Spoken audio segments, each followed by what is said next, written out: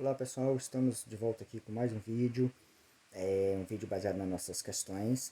O principal objetivo desse vídeo é ajudar vocês nas respostas, né, da nossa terceira atividade do terceiro bimestre, que é a atividade que vai ajudar a gente a fechar a nota de vocês, tá bom? É um tema que traz como continuidade assuntos que a gente viu lá no começo, né, que foi assunto sobre cultura, porque o nosso tema é outras formas de pensar a diferença, né, e como vimos no início, tinha a questão da cultura como um parâmetro para se analisar as sociedades, né? E aqui a gente vai ver então outras formas, além daquela que colocava a cultura como uma, algo único e que não deveria ser usado também para fazer essa comparação. Então, além dessa, né, que a gente já estudou, nós vamos ver novas ideias, como os ingleses pensavam, como os franceses pensavam, certo? Só que esse nosso trabalho ele vai ser baseado nas questões que eu passei para vocês, tá bom? Então, sem perder muito tempo, vamos direto a elas. A primeira questão que eu passei foi para vocês responderem o seguinte: para os pensadores ingleses, como a sociedade deveria ser analisada? Aí a gente traz aqui no primeiro momento o que eu havia dito antes. Ó. O Franz Boas, ele trabalhou a ideia da cultura, né, como algo único. Franz Boas, né, era um pensador dos Estados Unidos. Então, Franz Boas coloca a ideia de que o evolucionismo social, que usava como parâmetro a cultura, colocava então que existiam sociedades mais avançadas que outras e tal, ela não estava da forma mais correta possível. Então, ele colocava que as culturas eram únicas. Se são únicas, não tem como comparar. Cada povo desenvolve sua cultura de acordo com o seu modo de vida e tudo mais. Então, cada um pensa a sua cultura da forma como ele bem entende. E não tem como dizer se um é melhor que a outra, né? Então, era uma forma de combater esse evolucionismo, que, claro, era uma ideia dos europeus para subjugar os povos que eles diziam atrasados, né? Africanos, indígenas e algo do tipo, né? E nesse caso, os ingleses, que é exatamente o foco da nossa pergunta aqui, eles estavam mais interessados nas noções de estrutura social e função. Olha bem, a ideia aqui também é combater o evolucionismo social, tá? Mas a forma como eles viam, né? A forma como eles procuravam entender a sociedade era baseada na estrutura social e função. Então, se nós queremos responder essa pergunta, como que a sociedade deveria ser analisada? Então, a sociedade deveria ser analisada em busca dessas noções de estrutura social e função. Nós tivemos dois pensadores importantes nesse período, né? O Malinowski e o Radcliffe Brown. Bom, o que eles colocavam? Que para entender a sociedade, a gente tinha que analisar o presente dessas sociedades e entender como que ela estava funcionando naquele momento e não buscar evoluções históricas, algo desse tipo, porque senão ia cair dentro do evolucionismo social, né? Então, na verdade, quando você estudava uma sociedade, você estudava essa sociedade exatamente com qual finalidade? Querendo entender o modo de vida característico de cada uma das sociedades. Que ao entender isso, você automaticamente ia entender as estruturas sociais. Né? A estrutura de uma sociedade, então, seria a relação entre as diversas partes que a compõem. Como isso quer dizer, né? Aliás, o que isso quer dizer? Simples. Se você analisa a sociedade, você encontra estruturas, você encontra características. E aí você vai ver que dentro da sociedade existem diversas partes. Né? E essas partes, então, mantêm uma relação para fazer com que a sociedade aconteça. Né? Ou seja, manter um equilíbrio. Né? Então, é necessário que essas partes estejam sempre funcionando para ter um equilíbrio na sociedade. Então, para a sociedade existir, cada uma das partes desempenhava uma função no ponto de vista desses pensadores. Né? Então, como que a gente pode responder essa questão? Né? Como que a sociedade deveria ser analisada? Então, primeiro, esses pensadores estavam em busca de noções de estrutura social e função, né? E colocava então que dentro da sociedade, né, tinha que analisar a sociedade atual, presente, e em busca dessas estruturas sociais e entender então que a sociedade é composta de diversas partes e que essas partes se compõem, né, a partir do momento que elas mantêm uma relação de equilíbrio, ou seja, cada função na sociedade deve ser desempenhada para que haja um equilíbrio. É como se fosse assim, né? É como se fosse um organismo. Cada parte ali desse corpo tem que estar funcionando para ter um funcionamento total. Então, por isso que eles buscavam entender mais as funções, né, as diferenciações sociais, mais dentro dessa questão da estrutura e das funções. Na 2 nós vamos falar agora dos franceses, já que um dos temas que a gente tem aí é a perspectiva dos franceses. Né? Tivemos a dos ingleses agora, e anteriormente a gente estudou dos norte-americanos. Bom, nós tivemos dois franceses importantes nesse processo, foi o Marcel Mauss e o Claude Lévi-Strauss. Ele coloca nesse estudo também algo próximo do que os ingleses pensavam, mas não rigorosamente igual, tá? Então a pergunta é: quais eram as preocupações desses pensadores em relação ao estudo da sociedade? O Marcel Mauss, que era sobrinho do Émile Durkheim, ele tinha uma preocupação semelhante à dos evolucionistas, buscar explicações gerais para os fenômenos humanos. Agora, a questão é, olha bem, era parecida, né? A mesma preocupação dos evolucionistas. Só que a ideia era fazer comparações. Né? O Lévi-Strauss, por sua vez, também propõe essa mesma situação. Né? Queria encontrar, então, situações que fizessem explicações generalizadas. É como se fosse assim, encontrar alguma coisa na sociedade, né? Produzir um conhecimento que pudesse explicar aspectos gerais da humanidade. Então essas eram as preocupações dos dois franceses, né?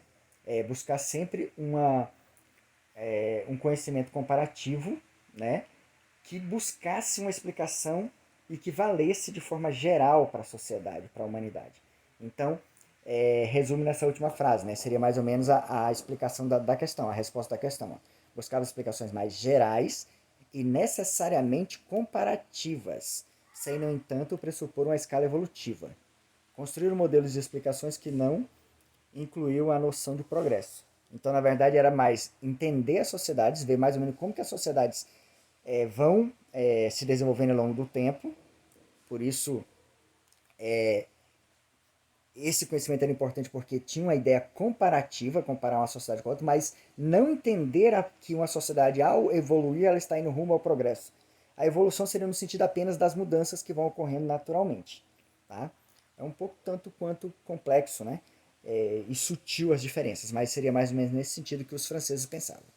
Vamos para a questão 3. Segundo Marcel Mauss, qual é a única forma de uma sociedade existir? Só existe um jeito de uma sociedade existir, segundo Marcel Mauss. Como a sociedade se baseia nas alianças, então para ela existir é preciso uma sociedade que se construa a partir de grupos e que esses grupos estabeleçam alianças. Aí ele dá exemplo de uma sociedade que se alia a outra através de casamentos, né, de trocas comerciais e algo do tipo.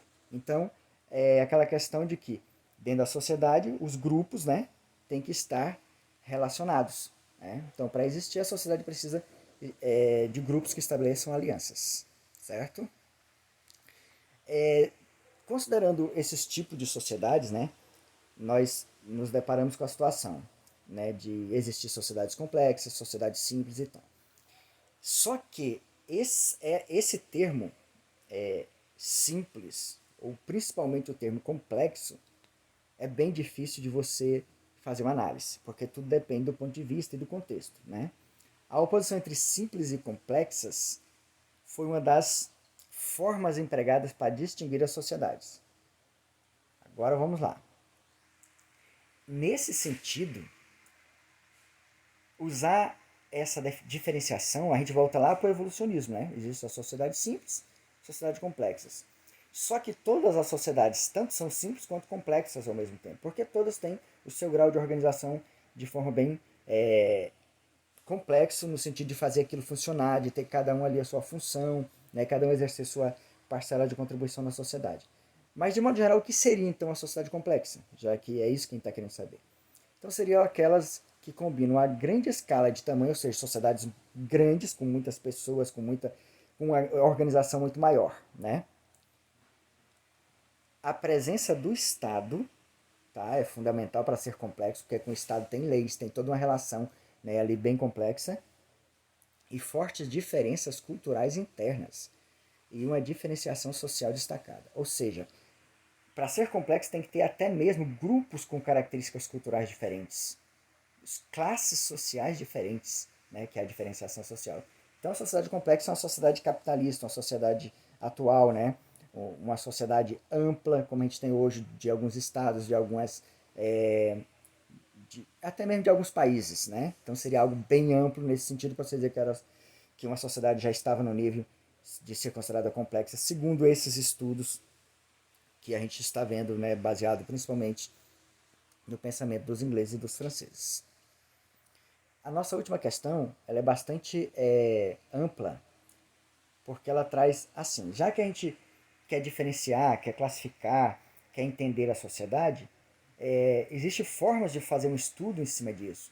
E aí assim que a gente quer entender três conceitos importantes no que diz respeito à sociedade, né? Que é aculturação, etnicidade e identidade. Bom, primeiro, todas as sociedades têm grupos marginais e discriminados. Né? São aqueles que são deixados à margem da sociedade de alguma forma, não têm muitos direitos e tudo mais, né? E segundo alguns pensadores, esses grupos ao longo do tempo eles vão passando por um processo de adaptação, principalmente para sobreviver, né? Nesse processo, eles vão entrando na mesma situação, vão adquirindo as mesmas características daqueles grupos dominadores, né? O grupo principal. E esse processo é chamado de aculturação. Ou seja, a partir do encontro entre grupos distintos, o mais frágil, por isso os grupos marginais, né? Eles vão então lentamente adquirindo as características dos grupos mais fortes. Então isso é a aculturação. Isso acontece na sociedade de modo geral, né? Só que essa aculturação ela não funciona em todas as sociedades e todos os grupos. Tem grupos que permanecem firme à sua cultura. E aí surge um novo termo, que é o conceito de etnicidade. Olha bem. Então, etnicidade é totalmente contrário à aculturação. Então, o conceito de etnicidade descreve um grupo que se autodefine e é definido por outros como diferente, que supõe algum tipo de identificação coletiva, como o compartilhamento de uma história comum. Então, esse aqui seria o conceito de etnicidade, né? Vamos só entender um pouquinho melhor. Então, para um grupo ser considerado étnico, o que acontece? Esse grupo tem que ser comparado com outro grupo. Então, se um grupo é isolado, ele não tem essa característica, né? Então, não há etnicidade no grupo isolado, porque é preciso haver uma comparação, né? São as minorias que se consideram grupos étnicos, né? Então, se eles estão isolados, não tem essa relação com outros grupos, eles perdem esse sentido, né, de ser considerado assim uma minoria étnica. Como não há então essa identidade étnica se o grupo tiver separado, né, tiver isolado, nós vamos entender então que muitos desses grupos eles vão utilizar essa ideia de etnicidade para brigar por direitos, para brigar por independência, para brigar por situações desse tipo, né? Vários países da Europa têm essas brigas étnicas, grupos que querem a separação de qualquer jeito do país onde ele faz parte, né? Por exemplo, Espanha, né, tem muito isso. E outras regiões, né? Na região do Azerbaijão, da Geórgia, né? Tem muitas essas lutas étnicas. Só que os grupos étnicos, como a gente viu, está relacionado à origem, a algo histórico e tal. Só que nos dias de hoje nós temos outras formas de diferenciação na sociedade. E aí aparece então um novo conceito, esse conceito mais a partir da década de 70. Etnicidade é um conceito mais ou menos da década de 1960. Etnicidade mais ou menos, aliás, identidade mais ou menos de 1970. Tá? Etnicidade 1960. Identidade 1970. Então, como muitos grupos marginais, que, como eu disse, são os grupos que não têm os direitos, que estão sempre ali sendo discriminados e tal, esses grupos, então, mesmo não tendo uma situação étnica, né, ali para defender direitos, eles começaram a se formar, começaram a se organizar. Ou seja, a identidade pressupõe a prática social. Então, vários grupos mantêm ali uma prática pessoas com a mesma característica, brigando pelos mesmos direitos, né? Então passaram a produzir identidades, né? Grupos de pessoas, então, com a experiência de vida próxima, então formavam essas identidades.